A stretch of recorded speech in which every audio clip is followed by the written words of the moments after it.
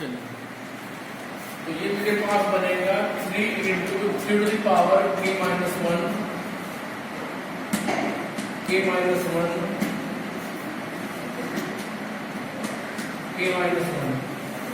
अगर जब आप बचपन में थे तो आपने एक बात पढ़ी थी कि जब सेम बेस हो तो पावर होती है, तो जब k माइनस 1 को मिलेगा 1 तो बचेगा k।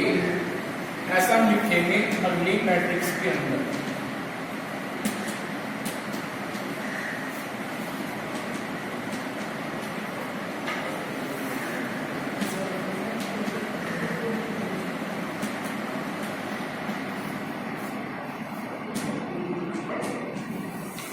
और इसी को लिख देंगे फिर आप 3 to the power k 3 to the power k 3 to the power k power k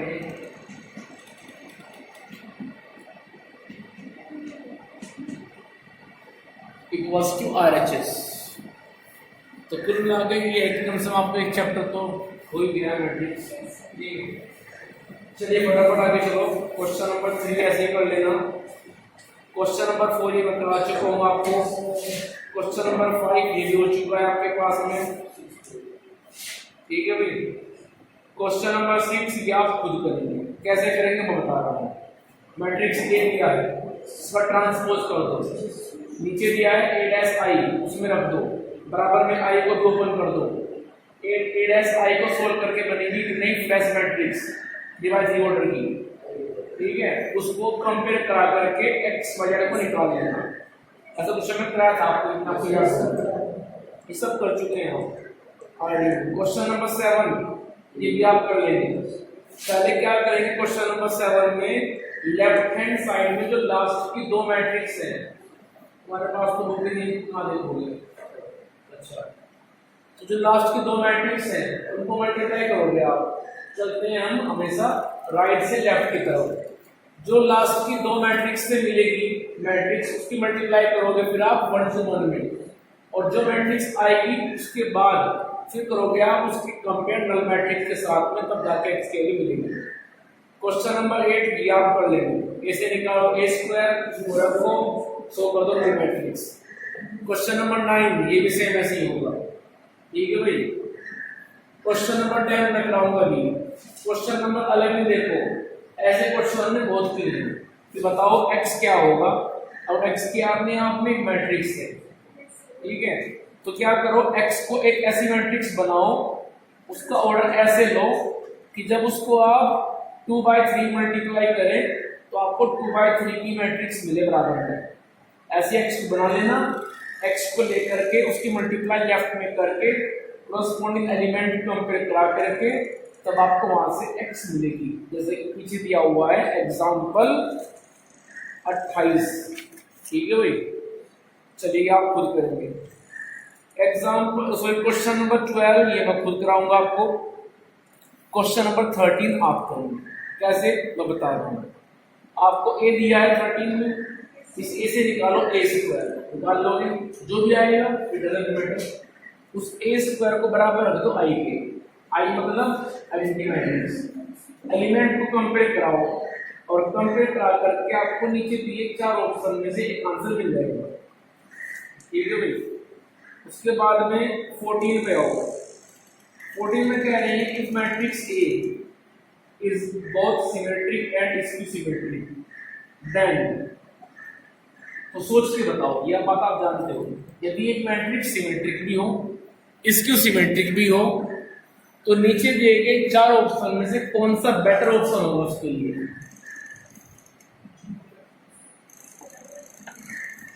एक मैट्रिक्स ऐसे है कि अपने आप में सिमेट्रिक भी है और स्क्यू-सिमेट्रिक भी है, तो सोच के बताओ उसका आंसर क्या हो सकता है। देखो थर्ड है a स्क्वायर मैट्रिक्स, स्क्वायर तो होती है, तो थर्ड ऑप्शन अपने आप में इसका कोई मीनिंग नहीं है। डी का अपने आप में कोई आंसर कोई मतलब नहीं बैठता। अब बचा a और b। a का मतलब A इज डायगोनल मैट्रिक्स। अब डायगोनल मैट्रिक्स क्या होती है, जो अपने आप में स्क्वायर हो और जिसमें केवल डायगोनल के एलिमेंट हो, अब यदि आपने डायगोनल का एलिमेंट ले लिए 154, तो इसको कैसे बनेगी? इसकी डिमांड क्या होती है? इसकी डिमांड होती है डायगोनल 0 होगा, तो ऑप्शन ए वो बेकार हो गया। इट मीन्स ऑप्शन बी आपका आंसर है। ठीक है भाई, चलिए अब आओ 15 पे। ये क्वेश्चन आप कर चुके, मैंने कराया था इतना आपसे कि ए स्क्वायर यदि ए है तो बताओ I plus A to the whole power 3 minus 7a।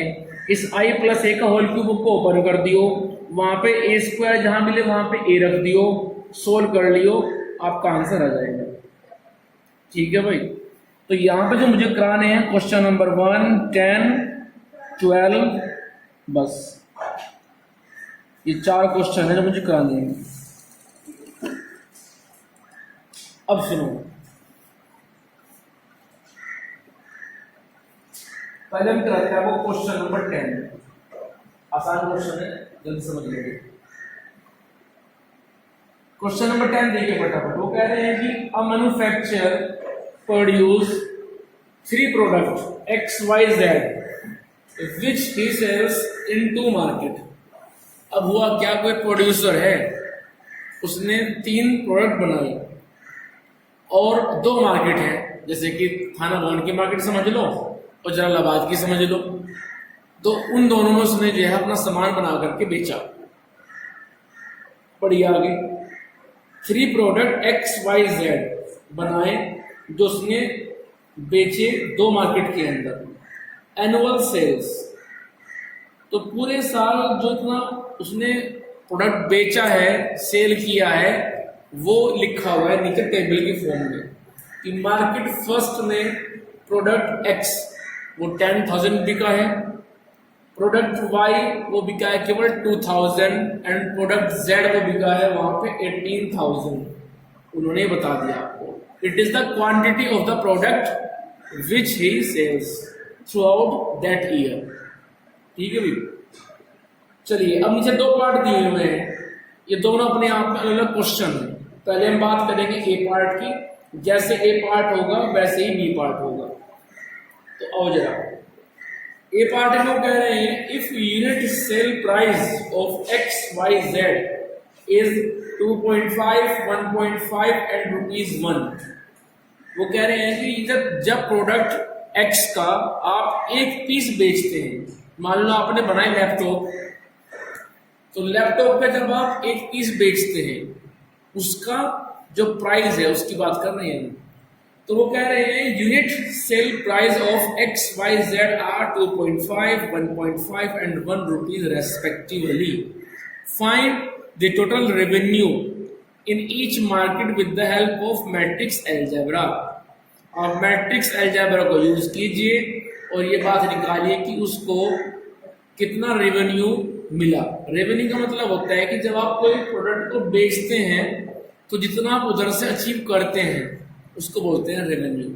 ठीक है, तो हर्ष जरा सोच के बताओ, जब उसने उन 3 प्रोडक्ट को उन 2 मार्केट में सेल किया और एक यूनिट का प्राइस भी दिया हुआ है, तो उससे कितना मनी मिला, रेवेन्यू मिला, हमें ये बात निकालनी है। कैसे कर सकते हैं क्वेश्चन को? देखो मैट्रिक्स अलजेब्रा है, यानी कि हमें 2 मैट्रिक्स तैयार करनी पड़ेगी। एक मैट्रिक्स तो ऊपर पहले से तैयार है 2/3 की जो आपको दी गई है, तो 2/3 के लिए आप एक मैट्रिक्स बनाओ, उसके प्राइस के रिगार्डिंग जो उनका रेट है, रेट पर पीस, उसकी बनाइए आप अलग से मैट्रिक्स, और उन 2 मैट्रिक्स को मल्टीप्लाई करके जो रिजल्टेंट मैट्रिक्स आएगी उससे मिलेगा आपको अपना रेवेन्यू। सुनना है बात? ठीक है, चलिए आगे। और फिर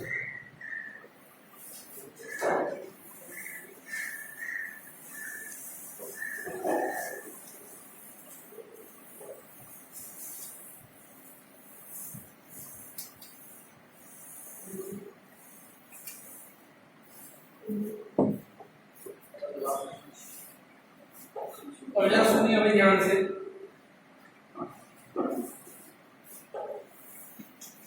क्वेश्चन नंबर 10, और यहाँ पे जो आपको मैं पहले लिख रहा हूँ मैट्रिक्स रिगार्डिंग टू दी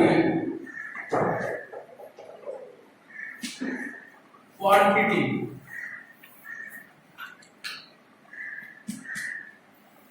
इसको मान लेता हूँ Q,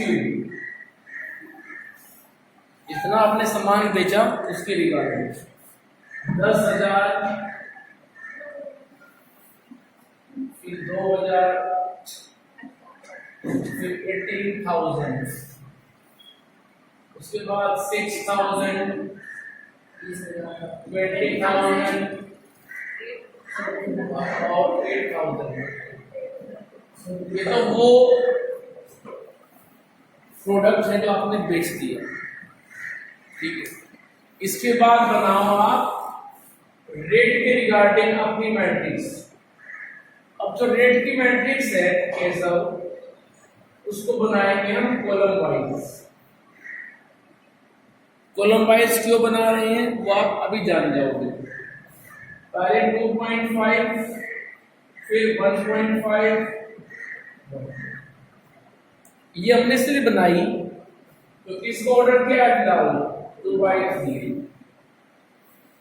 और इसका ऑर्डर क्या हो गया 3/1। तो यहां पे हम इसको इसके अंदर डिवाइड कर सकते हैं, क्योंकि यहाँ पे जितने कॉलम है उतनी यहाँ पे रो है। तो हम लिखेंगे टोटल रेवेन्यू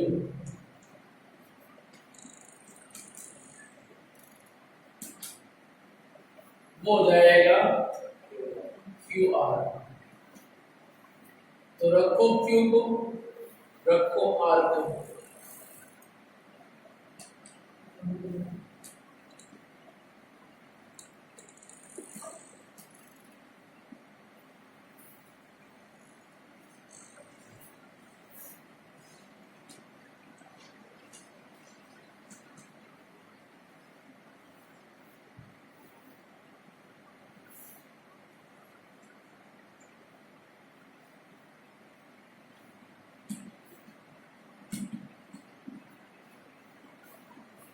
कीजिए मल्टीप्लाई।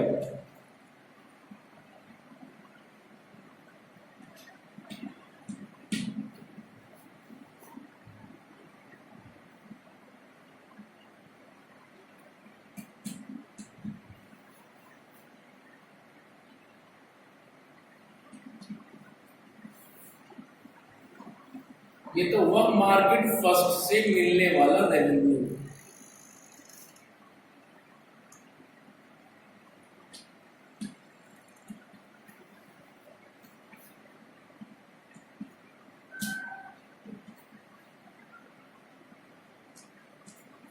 और ये होगा मार्केट सेकंड से मिलने वाला रेवेन्यू।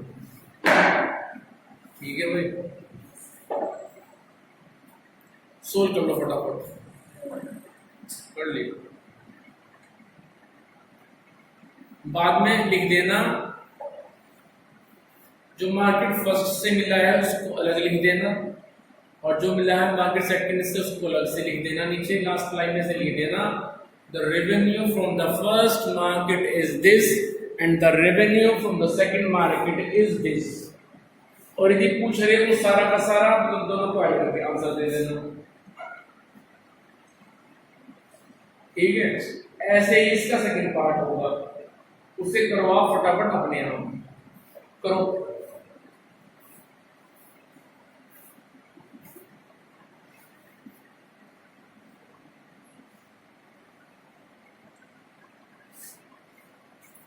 बराबर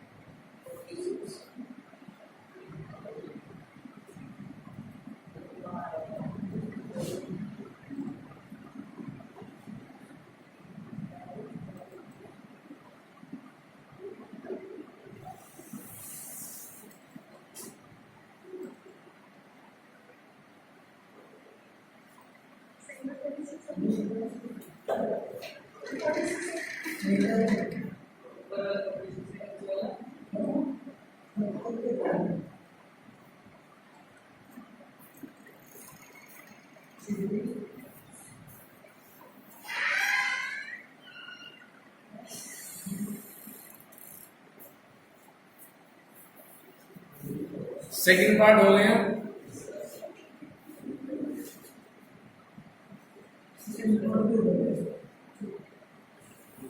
ओके, तो करो फिर।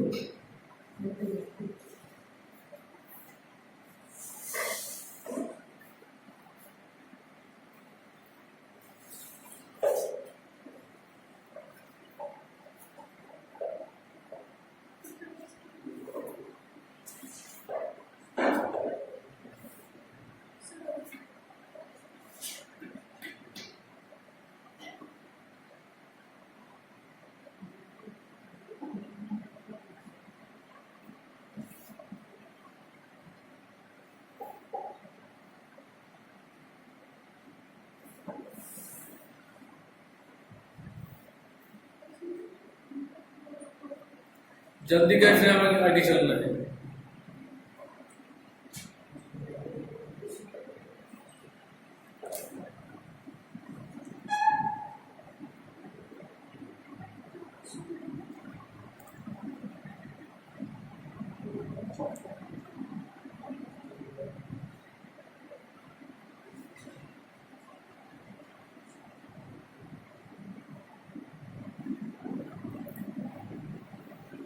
हमें चैप्टर फिनिश करना नहीं है आज। कम से कम ये है कि आपको लगे कि हम एक चैप्टर हम कर तो चुके हैं।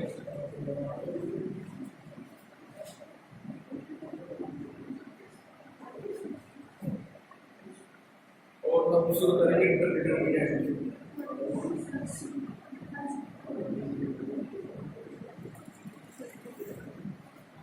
जल्दी करें, आपको टाइम बहुत ले रहे हैं।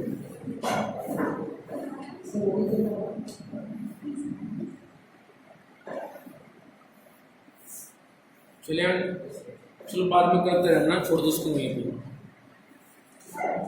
कैसे हो? चलो क्वेश्चन नंबर 12। क्वेश्चन नंबर 12 में कह रहे हैं कि ए और बी दो स्क्वायर मैट्रिक्स हैं, दोनों का ऑर्डर सेम है, और कैसे हैं कि जब ए बी को करते हैं मल्टीप्लाई, बी ए करते हैं मल्टीप्लाई, तो मिलता है same result. It means A B equals to B A. वो दे रहे हैं आपको, तो प्रूव कीजिए by the induction method A B to the power n, A into B to the power n equals to B to the power n into A. Prove करना है by induction. तो लिखिए आप, जरा मैं बोल रहा हूं क्वेश्चन नंबर 12 लिखो कैसे हो। A and B are two square matrix, A and B are two TW, A and B are two square matrix of same order in such a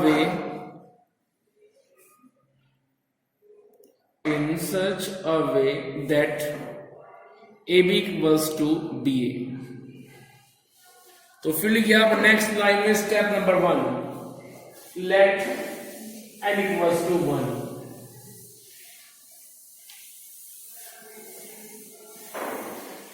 late n equals to 1। तो उसके बाद में आप लिखिए a b to the power n equals to b to the power n into a। रखिए n को 1 तो बनेगा a b to the power n equals to b to the power n into a। It means a b equals to b a, और ये क्या है true. उस question में खुद कह रहे हैं a b equals to b a। चलिए step number 2, let it is true for n equals to k। तो आप लिखेंगे फिर a b to the power k equals to b to the power k into a, और इसको आप assume कर लीजिए एज अ फर्स्ट। ठीक है माधव, कोई प्रॉब्लम यहां तक? स्टेप 3, स्टेप 3 आप लिखिए, वही बात मैं बोल रहा हूं, लिखो फटाफट। Now we will prove it, now we will prove it for n equals to k plus 1 whenever it is true, whenever it is true for n equals to k। यहां तक लिख दिया आपने, कोई दिक्कत नहीं है। तो चलिए रखिए आप n को k plus 1, तो a b to the power k plus 1 equals to b to the power k plus 1 into a। कोई प्रॉब्लम यहाँ तक? कैसे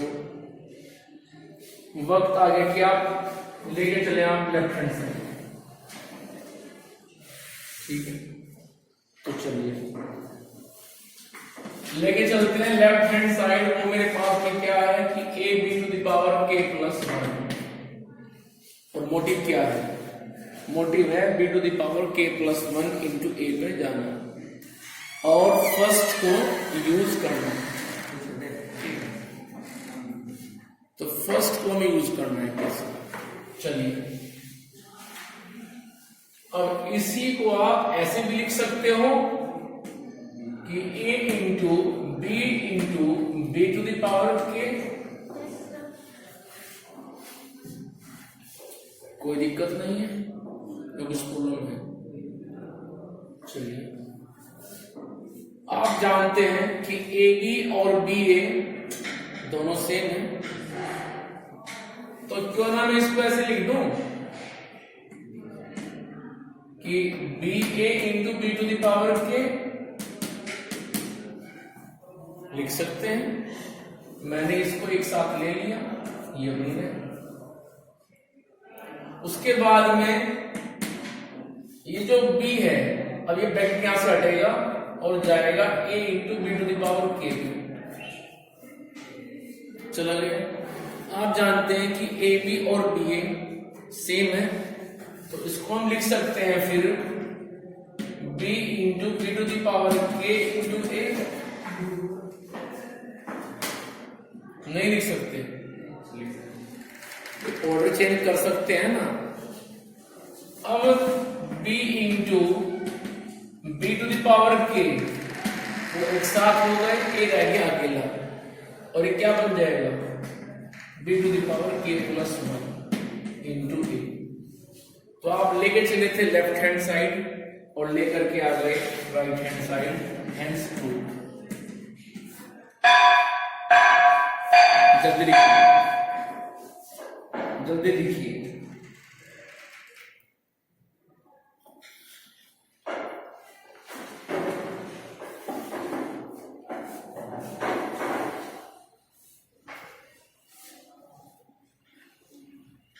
अब यहां पे रह गया क्वेश्चन नंबर 1।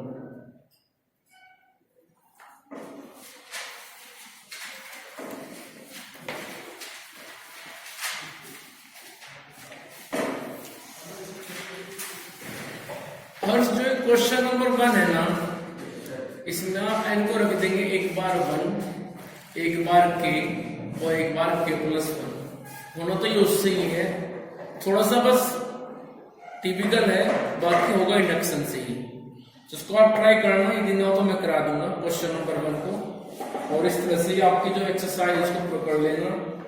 चैप्टर तुम्हारा पूरा हो गया है, लीजिए।